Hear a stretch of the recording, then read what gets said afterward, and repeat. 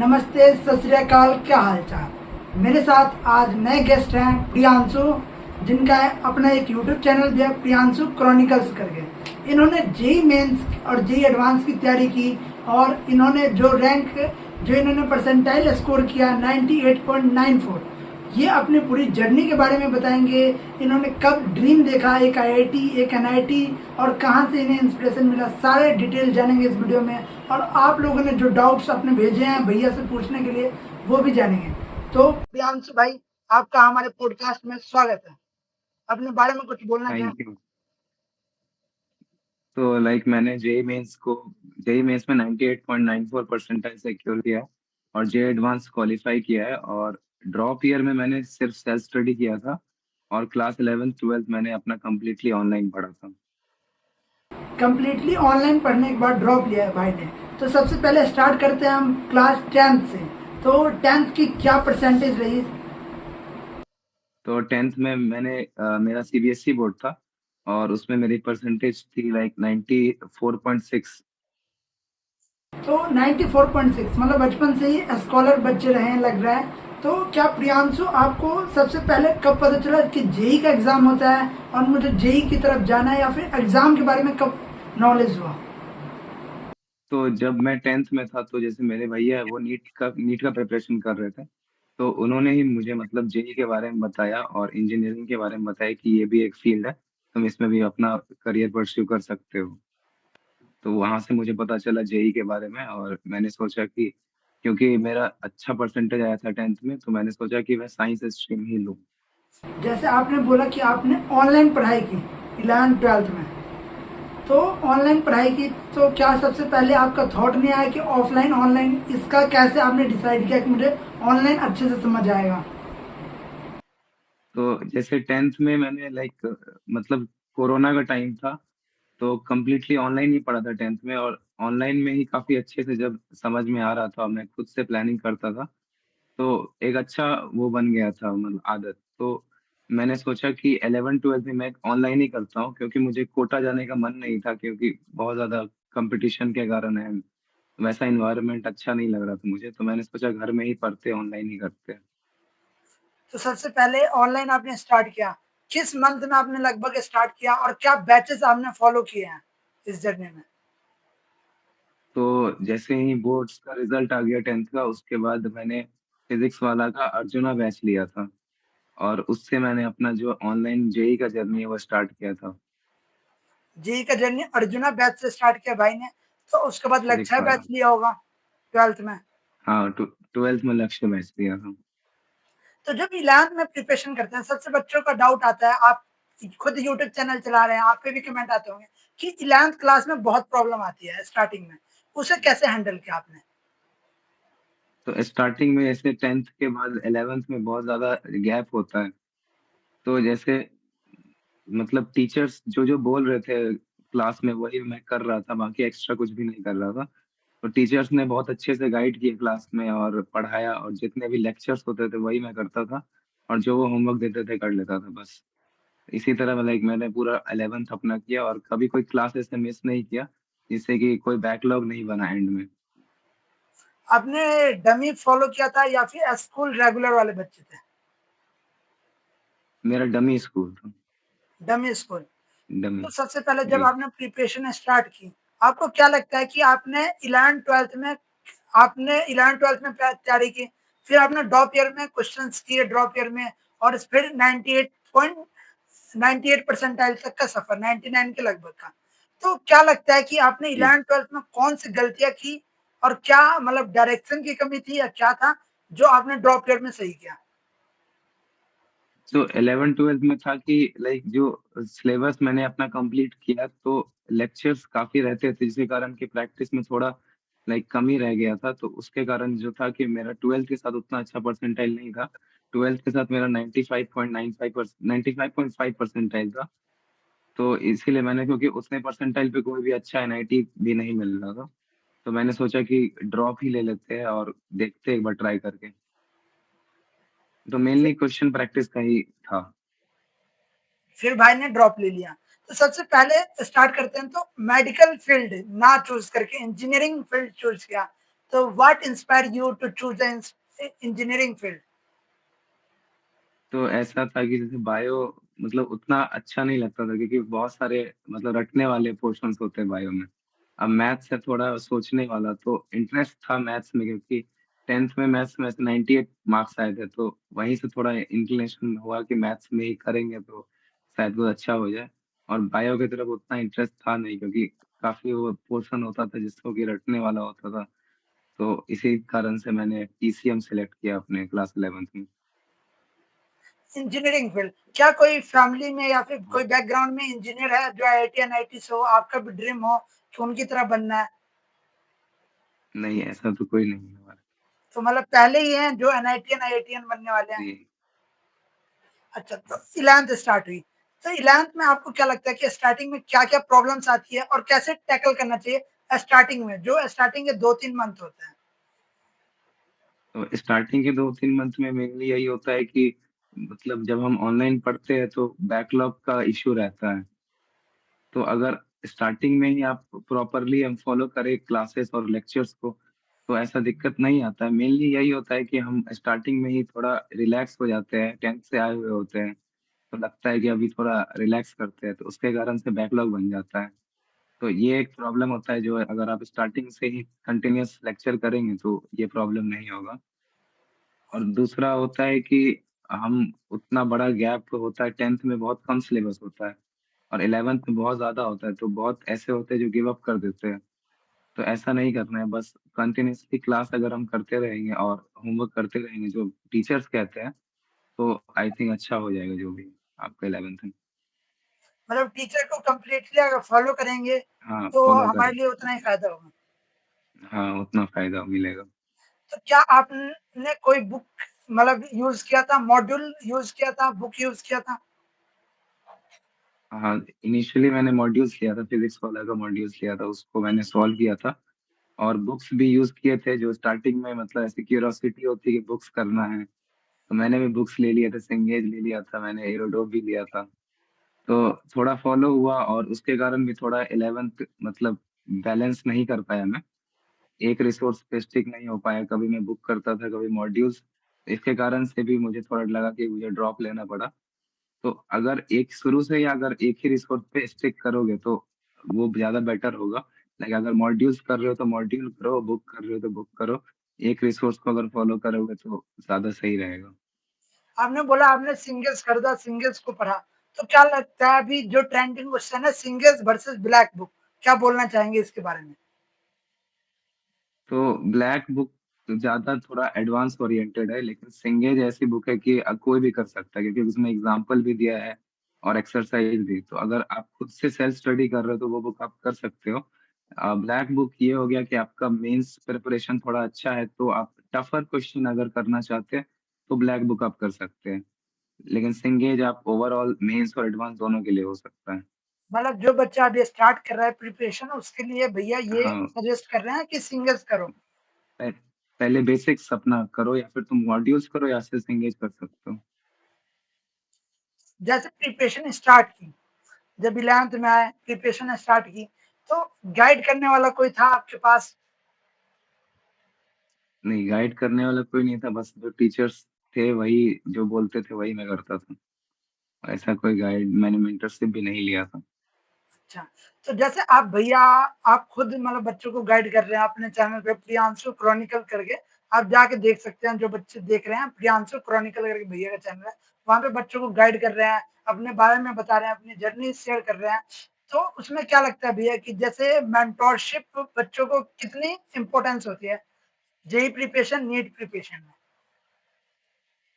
Mentorship important होता है like अगर जो बच्चा है बहुत ज़्यादा डिस्ट्रैक्टेड है, तो मेंटरशिप इम्पोर्टेंट है लेकिन वो आप थ्रू आउट द ईयर उसका कोई ज़रूरत नहीं है। लग अगर आप किसी लाइक आपका बहुत बैकलॉग बन गया तो आप 1-2 महीने के लिए मेंटरशिप ले सकते हैं। मैंने भी ड्रॉप ईयर में मेंटरशिप लिया था एक भैया से। तो आप भी ले सकते हैं but through out the year I don't think कि वो उतना यूज़फुल होगा। प्रिपरेशन में जहाँ आप लैग कर रहे हो वहाँ पे आप मेंटरशिप ले सकते हैं। तो आपने जब प्रिपरेशन स्टार्ट की, तो आपको क्या लगता है कि जो 12th में जब जाते हैं बच्चे, तो डाउट में रह जाते हैं कि बोर्ड्स का पढ़ें या फिर जेईई का पढ़ें, जेईई मेंस का पढ़ें। तो वो डिलेमा वाली सिचुएशन में आपने क्या किया? तो ऐसा था कि जब 12th स्टार्ट हुआ तो बोर्ड्स का भी ऐसा टेंशन था। बट इनिशियली मैंने क्या किया, जो इंग्लिश के चैप्टर्स वो कभी-कभी मैं पढ़ लेता था, जिससे कि लास्ट में बर्डन नहीं आए। तो बस ऐसा ही शुरुआत में तो यही था कि जो चैप्टर्स हैं इंग्लिश के उसको कंप्लीट कर रहा था, कि लास्ट में दिक्कत ना हो। और फिर लास्ट में जो 1-2 महीने थे जेईई मेंस के बाद, तो उसमें मैंने कंप्लीटली बोर्ड्स पे शिफ्ट हो गया। फिर उसके बाद मैंने पूरा बोर्ड्स किया। फिर बच्चों हुँ। को प्रॉब्लम आती है बोर्ड्स के टाइम जब प्रैक्टिकल होने लगते हैं, बोर्ड्स के प्रैक्टिकल और सेशन 1 एग्ज़ाम, कैसे मैनेज किया? हाँ। तो अब ऐसा है कि 1-2 दिन तो मतलब स्पेसिफिक जिस दिन प्रैक्टिकल रहता है, वो दिन तो आपका पूरा ऑक्यूपाई हो जाएगा उसी में। तो अब उस वही एक फ़ेज़ होता है जो आपको मैनेज करना ही पड़ेगा। तो उसमें क्या है कि वो 1 दिन आप दे दो और बाकी दूसरे दिन आप मैनेज कर लो। ऐसा कुछ उसमें वो नहीं है स्ट्रैटेजी कि ये करना पड़ेगा, वो बोर्ड्स भी साथ में ही मैनेज करना पड़ेगा। और जेईई में थोड़ा कॉम्प्रोमाइज़ होगा, बट उसको आप एक्स्ट्रा आवर्स देके मतलब कवर कर सकते हो। तो यही थोड़ा जो लास्ट का टाइम होता है उसमें ज़्यादा इनपुट्स डालने पड़ते हैं। जैसे बच्चों के बैकलॉग्स बन जाते हैं, वन शॉट करते हैं बच्चे, तो क्या वन शॉट हाँ। बढ़िया है बैकलॉग को क्लियर करने के लिए? वन शॉट बैकलॉग को क्लियर करने के लिए मेरे हिसाब से अच्छा नहीं है। लाइक वन शॉट अगर आपने कोई चैप्टर पढ़ रखा है पहले से, तो उसको रिवाइज़ करने के लिए वन शॉट काफ़ी अच्छा होता है। मैंने भी कुछ चैप्टर्स ड्रॉप ईयर में वन शॉट से रिवाइज़ किए थे, बट मैंने उसके फुल लेक्चर्स देख रखे थे तभी रिवाइज़ किए थे। कंप्लीट अगर उसका उस चैप्टर का आपको कुछ आता ही नहीं है, तो वन शॉट देखना उतना बेनिफिशियल नहीं होगा। तो जैसे प्रिपरेशन स्टार्ट की जब 11th में 12th में, तो जैसे रोटेशन जैसा चैप्टर आता है, इलेक्ट्रोस्टैटिक्स मैग्नेटिज्म जैसा बड़ा चैप्टर, रे ऑप्टिक्स, तो ऐसे चैप्टर्स को कैसे मैनेज करें? जैसे बच्चे इसमें क्या करते हैं, जैसे 10 लेक्चर का 12 लेक्चर का चैप्टर हो गया, स्टार्टिंग के चैप्टर में मोटिवेशन रहती है, देन जैसी एडवांस हुँ। प्रॉब्लम आने रहती है। मैं खुद ऑफलाइन में पढ़ा हूँ, तो ऑफलाइन में का माहौल यही रहता है कि स्टार्टिंग में ज्यादा मोटिवेशन, नया चैप्टर आने के बाद फिर वो मोटिवेशन डाउन चला जाता है जब 9th 10th लेक्चर चलने लगता है, जब एडवांस की तरफ चलने लगता है, उस टाइम कैसे मैनेज करें? तो मतलब जैसे वही होता है कि एक फ्लो बनाए रखना होता है, एट द एंड तक यही कंसिस्टेंसी रखना पड़ता है। अब रोटेशन थोड़ा टफ पड़ता है, लेकिन अगर जितना ज़्यादा क्वेश्चन प्रैक्टिस और थ्योरी में आप टाइम देंगे, उतना ज़्यादा अच्छा हो जाएगा। लाइक शुरू में तो बहुत ज़्यादा मोटिवेशन रहता है और धीरे-धीरे वो कम होते चला जाता है। तो लेकिन यही होता है कि अगर आप थ्रू आउट द ईयर अगर अपना मोटिवेशन बनाए रखेंगे, तो वही आपको सेपरेट करेगा जो रेस्ट ऑफ द क्राउड है। तो वही होता है कि मतलब अपना फ़ोकस एट द एंड तक बना के रखो। एक ही दिन में सारा नहीं कर लेना है, बट धीरे-धीरे अगर कंसिस्टेंटली पढ़ते रहोगे तो रोटेशन वगैरह भी हो जाएगा। ऐसा कोई टफ उतना नहीं रहता है। क्या ये परसेंटाइल एक्सपेक्ट की थी? मतलब ऐसा एक्सपेक्टेशन तो था कि लाइक जो मॉक्स में मैं मॉक्स देता था उससे पहले तो 98.34 इतनी परसेंटाइल एक्सपेक्टेड बन जाती थी। तो एक्सपेक्टेशन तो था कि आ जाना चाहिए, बट 98.94 एक्सपेक्ट नहीं किया था। मैंने समथिंग अराउंड 98 अबव एक्सपेक्ट किया था। मेरे लिए थोड़ा सरप्राइजिंग था। सेशन 1 और सेशन 2 का पेपर किस डेट में था लगभग? सेशन 1 का पेपर मेरा था लाइक 28th जनवरी को शिफ्ट और 1, सेशन 2 का था 28th January shift 2। Shift 2, shift 1 is shift the 2 toughest shift of shift genetic. 1 toughest paper आया था, हाँ। और अप्रैल में शायद 8th शिफ्ट थी मेरी, 9th शिफ्ट, अच्छा, shift 2। What is JEE. Your मतलब प्लानिंग मेंस के बाद, फर्स्ट अटेम्प्ट के बाद क्या प्लानिंग था? एडवांस की तरफ या मेंस सेकंड की तरफ? फर्स्ट अटेम्प्ट के बाद मैंने मतलब मोस्ट में एडवांस की तरफ फोकस किया था कि एडवांस में अच्छा करना है और एडवांस का क्वेश्चन प्रैक्टिस पे फोकस किया था। वरुण बैच परचेज़ किया था मैंने मेंस की परसेंटाइल पे। तो उससे थोड़ा क्वेश्चन प्रैक्टिस किया था और जो थ्योरी हो रहा है उसको कवर कर रहा था। लास्ट में जब मेंस से 10-15 दिन पहले बचे थे तो मेंस के मॉक देना स्टार्ट कर दिया था और मेंस की तरफ थोड़ा ज़्यादा इंक्लाइन हो गया था। मॉक की बात करते हैं। मॉक ऑनलाइन, क्या आपने कोई ऑफलाइन टेस्ट सीरीज ली या फिर ऑनलाइन ही मॉक देने लगे? क्योंकि बहुत बच्चों को ऑनलाइन मॉक देने में बहुत प्रॉब्लम होती है टेस्ट सीरीज में, उसे कैसे मैनेज किया? तो मॉक मैंने ऑनलाइन ही लिया था, ऑफलाइन एज़ सच मेरे एरिया में नहीं है ऐसा कोई। तो ऑनलाइन ही मैंने मॉक लिया था और मैथॉन गो का मैंने लिया था। तो जो स्केड्यूल होता है उस पे अगर डेली मतलब जो स्केड्यूल दिया है तो उसी डेट पे तुम मॉक टेस्ट दो और कभी मॉक टेस्ट को मिस मत करो क्योंकि मॉक टेस्ट ही बहुत ज़्यादा इम्पोर्टेंट होता है कि हम प्रिपरेशन तो करते चले जाते हैं, बट हमें पता नहीं चलता कि हम प्रिपरेशन के किस स्टेज पे हैं।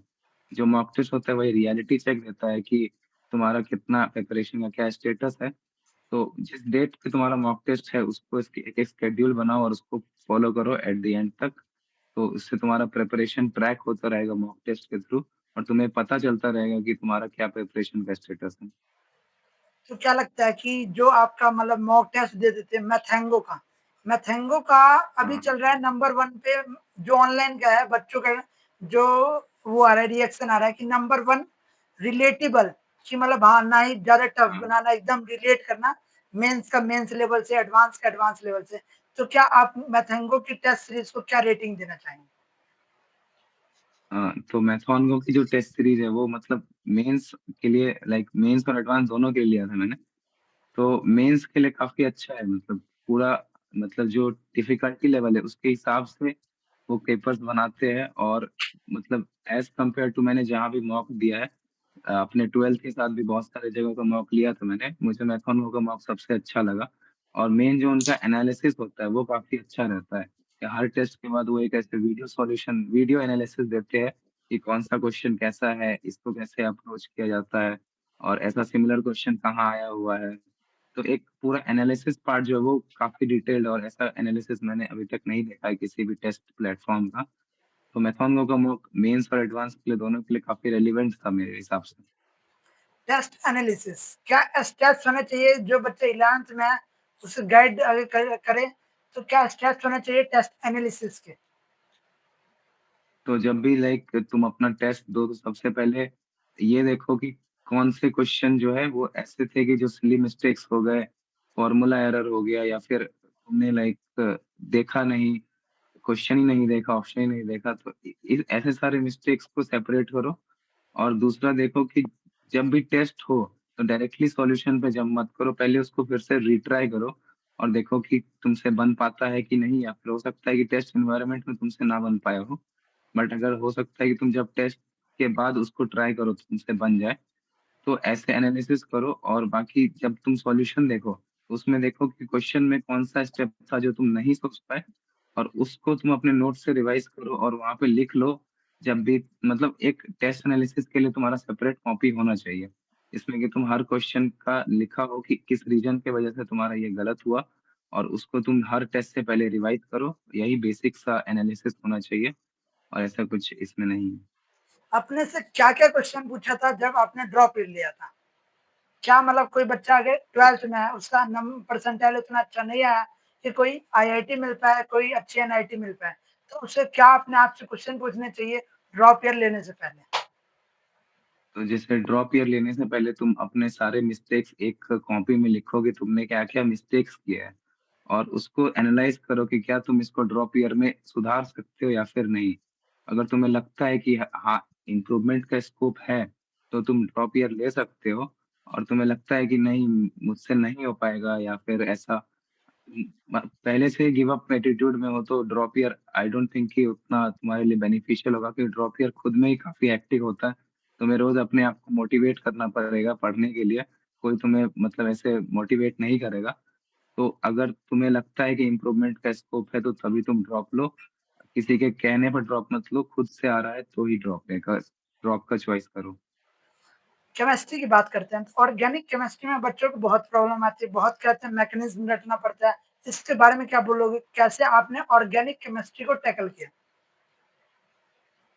तो ऑर्गेनिक केमिस्ट्री है कि अगर हर हर मतलब जो भी तुम्हारा है उसका मैकेनिज्म एक रफ आइडिया तुम्हें होना चाहिए। डायरेक्टली अगर तुम रटने लगोगे ऑर्गेनिक केमिस्ट्री को तो सबसे ज़्यादा तुम्हारा वो खराब सब्जेक्ट बन जाएगा और तुम उसको हमेशा हेट करोगे। तो थोड़ा लॉजिक से अगर ऑर्गेनिक केमिस्ट्री को अप्रोच करोगे, तो वो सब्जेक्ट तुम्हारा फेवरेट बन जाएगा। तो मैंने भी लाइक ऐसे ही किया था हर जो रिएक्शन उसका मैकेनिज़्म पता होना चाहिए तुम्हें। लिखना नहीं भी आता लेकिन तुम्हें एक लॉजिक पता होना चाहिए। डायरेक्टली तुम अगर उसको रटोगे, तो फिर तुमको दिक्कत आएगी, तुम जब उसको एग्ज़ाम में देखोगे तो रिलेट नहीं कर पाओगे। तो हर रिएजेंट और मैकेनिज़्म तुम्हें थोड़ा आइडिया होना चाहिए, और एडवांस के लिए कर रहे हो तो मैकेनिज़्म तुमको अच्छे से आना चाहिए, क्योंकि एडवांस में तो पूरा डिटेल में पूछा जाता है। मैथमेटिक्स की बात करते हैं। मैथमेटिक्स में क्या होता है कि बहुत बच्चे क्या करते हैं कि मेंस का अलग प्रिपरेशन, एडवांस का अलग प्रिपरेशन। क्या मैथमेटिक्स ऐसे सब्जेक्ट है जो दोनों को एक साथ लेके चला जा सकता है? क्योंकि मेंस में भी अच्छे टाइप के क्वेश्चन आ रहे हैं मैथमेटिक्स हाँ। से।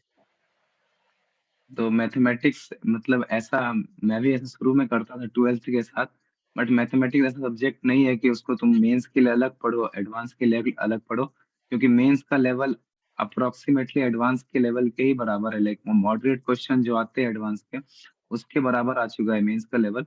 तो आई थिंक कि जो मेंस का प्रिपरेशन और एडवांस का प्रिपरेशन, उसको सेपरेट मत करो, क्योंकि अगर इसको तुम ऐसे सेपरेट करके चलोगे तो एंड में काफ़ी दिक्कत आएगी। तुम फिर एंड में एडवांस का अलग से करना पड़ेगा, तो शुरू से ही हर टॉपिक पे तुम फ़ोकस करो और एडवांस और मेंस दोनों को साथ में लेके चलो। जैसे मैथ जैसे सब्जेक्ट है, इसमें उतने नंबर नहीं आते मॉक में जितने फिजिक्स, केमिस्ट्री में स्कोर होते हैं। तुम बच्चों को क्या सजेस्ट करोगे जो मैथ को छोड़ने लगते हैं कि ये तो नंबर दे ही नहीं रहा है पढ़ने के बाद भी? तो मैथ्स ऐसा सब्जेक्ट है कि अगर उसमें तुम्हें कम नंबर भी आते हैं तो एक अच्छी परसेंटाइल बन जाती है, क्योंकि मेंस में मैथ का क्वेश्चन काफ़ी टफ आता है। तो तुम मैथ्स में मतलब इतना तो कर ही लो कि आराम से 50-60 नंबर आ जाए। तो ऐसा है कि मैथ्स में तुम कम भी स्कोर कर रहे हो तो कोई दिक्कत नहीं है, लेकिन मैथ्स को तो छोड़ देना, वो कंप्लीटली एक बेकार डिसीजन होगा। मैथ्स को साथ में लेके चलो, क्योंकि तुम्हें नहीं पता कि एग्ज़ाम के दिन कौन-सा सब्जेक्ट टफ आ जाएगा और कौन-सा सब्जेक्ट ईज़ी आ जाएगा। तो मैथ्स को अच्छे से करो कि तुम्हारे एटलीस्ट 50 से 60 नंबर तो आ ही जाए, और उतने पे आई थिंक 99 परसेंटाइल अबव बन जाएगी। एक बच्चे का क्वेश्चन आया, फ्लॉप एस्पिरेंट्स करके क्वेश्चन है, मतलब उसकी आइडिया।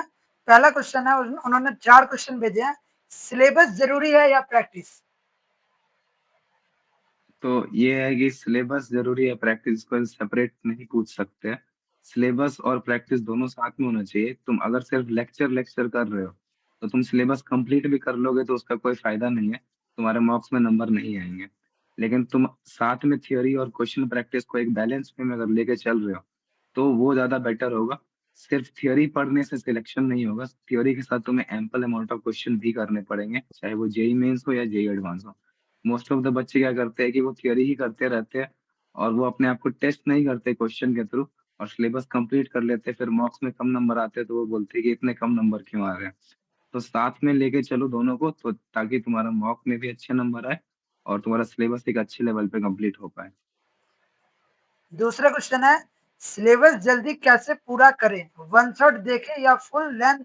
जैसे मैं फ्रेश ड्रॉपर हूँ, तो सिलेबस 15 तक पूरा पूरा हो रहा है, विच इज़ बेटर?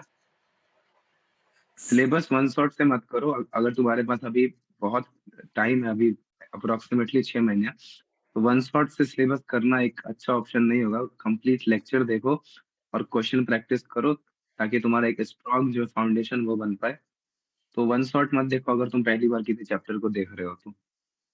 तीसरा क्वेश्चन है, और आपको चैप्टर में कॉन्फिडेंस कैसे आता था? जैसे आपने चैप्टर्स पूरा कर लिया, जिसमें से कोई भी क्वेश्चन आ जाए, आप कर लेंगे, वैसा कॉन्फिडेंस? तो वैसा कॉन्फिडेंस देखो, वो आता है कि तुम जितना क्वेश्चन करोगे। ऐसा कभी नहीं होगा कि तुम हर क्वेश्चन कर लो, वैसा स्टेज पे कोई एआई अरवन भी आई थिंक नहीं पहुंच पाता होगा। तो तुम्हें वो करना है कि तुम जितने ज्यादा क्वेश्चन प्रैक्टिस करोगे, उतना ज्यादा ग्रिप बनेगा, और उसी से तुम्हारा चैप्टर में जो है वो कॉन्फिडेंस आएगा। Fourth question and last of flop aspirants का क्वेश्चन है, कोई नया क्वेश्चन आ जाए तो उसे टैकल कैसे करते हैं? क्योंकि एक क्वेश्चन को कम से कम टाइम में करना होता है। हाँ, तो नया क्वेश्चन अगर जब आ जाए तो उसको तुम अच्छे से पढ़ो और देखो कि कौन सा कॉन्सेप्ट उससे रिलेट कर रहा है, उसको अप्लाई करने की कोशिश करो। तो मतलब ऐसा होता है कि एक दो क्वेश्चन एग्जाम में छूटने भी होते हैं, हर क्वेश्चन नहीं करना होता है, लेकिन कोई भी क्वेश्चन है तो उसको एक बार ट्राई करो कि कौन सा कॉन्सेप्ट से रिलेट किया गया है, और उसको उस हिसाब से आंसर करने की कोशिश करो। एक मानव का क्वेश्चन है, tips for JEE 2026 if he started today. 2 दिन पहले का कमेंट है ये। तो अब से अगर स्टार्ट कर रहे हो तो मेन तुम्हारा फोकस होना चाहिए थियरी और पीवाईक्यूज पे। तो सबसे पहले लाइक जो भी थियरी है और जो क्लास में सर क्वेश्चन देते हैं उस पे फोकस करो। और जो पीवाईक्यूज है उसको लाइक एटलीस्ट 5 साल पीवाईक्यू तुम कर लो, क्योंकि पीवाईक्यू में ही अगर देखोगे तो एम्पल अमाउंट ऑफ क्वेश्चन है, 3000 से भी ज्यादा क्वेश्चन है हर सब्जेक्ट में। तो आई डोंट थिंक कि तुम 6 महीने में उतना कंप्लीट कर पाओगे। तो वही तुम्हारे लिए काफी इनफ रिसोर्स है क्वेश्चन प्रैक्टिस का। तो अगर अभी स्टार्ट कर रहे हो तो मेन फोकस होना चाहिए थियरी और पीवाईक्यूज। अगर वो कंप्लीट हो जाते हैं तो तुम कोई भी मॉड्यूल्स ले सकते हो, उसको कंप्लीट कर सकते हो, बट मेन फोकस थियरी और पीवाईक्यूज होना चाहिए अगर तुम्हारा मेन टारगेट है। एक आदर्श करके मेरे पे डीएम आया है पर्सनली, उन्होंने पूछा है कि जब जेई की तैयारी कर रहा हूँ मैं और मेरे टेस्ट में मार्क्स इंप्रूव नहीं हो रहे हैं, तो भैया कोई एडवाइस देते इसके अकॉर्डिंग। तो अगर टेस्ट में मार्क्स इंप्रूव नहीं हो रहे हैं तो वही एक टेस्ट एनालिसिस करो, टेस्ट देके छोड़ मत दो। और देखो कि कौन सा क्वेश्चन किस वजह से तुमसे नहीं बन पाया और कहाँ थ्योरी गैप था या फिर क्वेश्चन प्रैक्टिस कम रह गए। तो ऐसे रीजंस देखो, क्वेश्चन करो खुद से कि क्यों ऐसा हो गया। तो उससे वो ज्यादा तुम्हारे लिए बेनिफिशियल होगा। तो टेस्ट को प्रॉपरली एनालाइज करो और देखो कि कहाँ गैप है, तो तो उससे धीरे धीरे नंबर बढ़ेगा। भैया ने सारे क्वेश्चंस के जवाब दे दिए, और कुछ हमारे और एडिशनल क्वेश्चंस हैं उसके। जैसे हमारा एक रैपिड फायर राउंड है, तो उसमें आपको 1 वर्ड में आंसर देना है। तो क्लास 11th ज्यादा टफ थी या क्लास 12th? Class 11th। जब प्रिपरेशन स्टार्ट की तो आईआईटी ड्रीम था या एनआईटी? आईआईटी। आईआईटी। जब प्रिपरेशन स्टार्ट किया तो आपको क्या लगता था कि सबसे पहले किसमें सब्जेक्ट में सबसे ज्यादा प्रॉब्लम आते थे? जब प्रिपरेशन स्टार्ट किया तो सबसे ज्यादा दिक्कत मैथ्स में ही आती थी, और मेनली ट्रिग्नोमेट्री वाले पार्ट में। तो अगर हम कोई आपको आईआईटी अभी से भी मिले तो आप कौन सी आईआईटी प्रेफर करना चाहेंगे? आईआईटी बॉम्बे। आईआईटी की अगर सीएस ब्रांच क्यों पसंद है आपको? सीएस ब्रांच पसंद है या नहीं?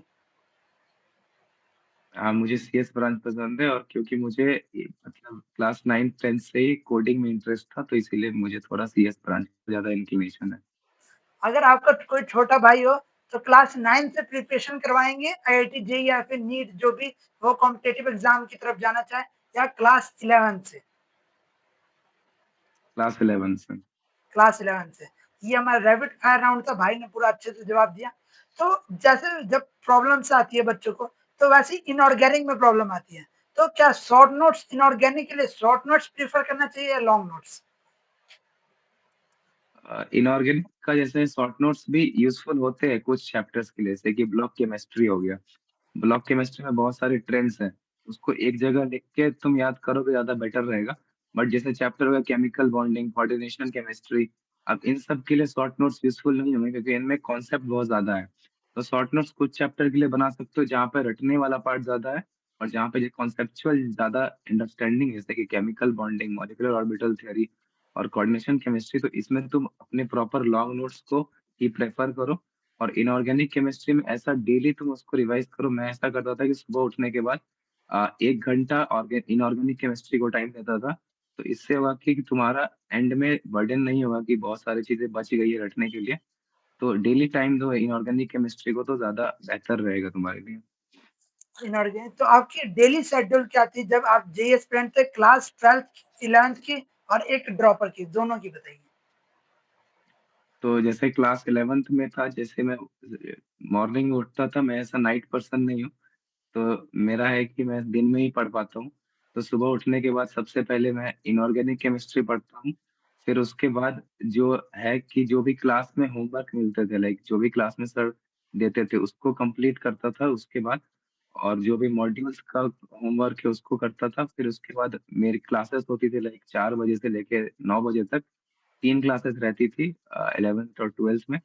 तो उसको करता था, और इसी तरह मेरा डेली स्केड्यूल था जब मैं 11 12th में था। और फिर ड्रॉप ईयर में जब मैंने डिसाइड किया था कि मैं खुद से पढ़ूंगा, तो मेरा ड्रॉप ईयर में स्केड्यूल ऐसा रहता था कि सुबह उठना है, फिर इनऑर्गेनिक केमिस्ट्री, फिर उसके बाद मैथ्स, मैथ्स में समय देना है, मैथ्स में थ्योरी अगर पढ़ना है तो थ्योरी करना है और या फिर क्वेश्चन प्रैक्टिस।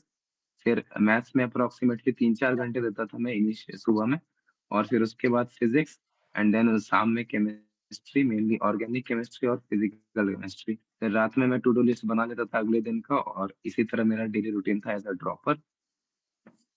तो सब बात करते हैं यूट्यूब चैनल की, प्रियांशु क्रॉनिकल्स। उसके बारे में क्या बताना चाहेंगे जो बच्चे पॉडकास्ट देख रहे हैं? तो वो मैंने ऐसे रैंडमली स्टार्ट किया था ड्रॉप ईयर में। तो मैंने एक वीडियो ऐसा डाला था, day in the life of JEE aspirant. तो फिर मैंने सोचा कि ऐसे डालते हैं, मतलब मंथ में 1 या 2 एज़ अ साइड हसल। तो इसीलिए मैंने स्टार्ट किया था, ऐसे कुछ मैंने सीरियसली स्टार्ट नहीं किया था, मतलब यूट्यूब चैनल।